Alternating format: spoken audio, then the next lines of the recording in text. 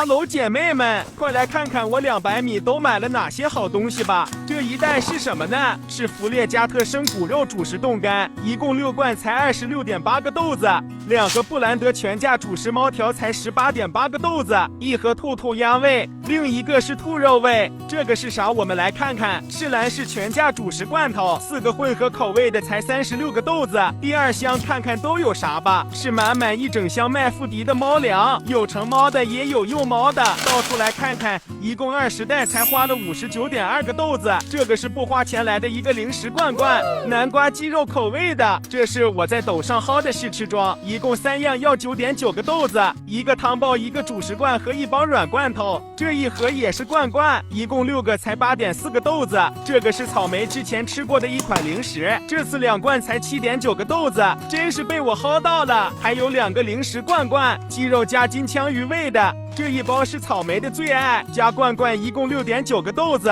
下面这个袋子装的是一个硅胶勺子，才花了我1个豆子，2个豆子薅的2个主食罐罐，成猫幼猫都可以吃，鸡肉鸽肉味的。下面这个看看值不值？牛郎新希望的汤罐才9个豆子。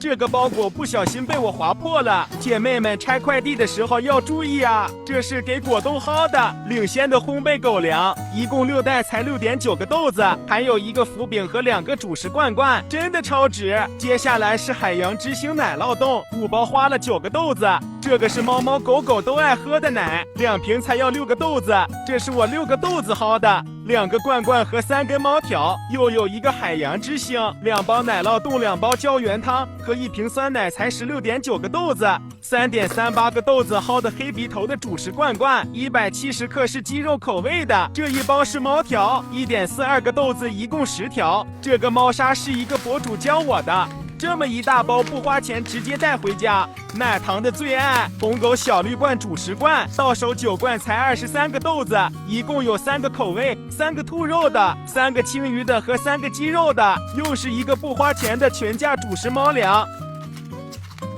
1个豆子薅的罐罐，鸡肉鸽肉的，下面这个真的超值，69个豆子的麦麸迪冻干羊奶棒，1个月以上的小猫咪都可以吃，这么一大盒够它俩吃好久。送了10包混合口味的汤包，还有1大包羊奶肉酱包。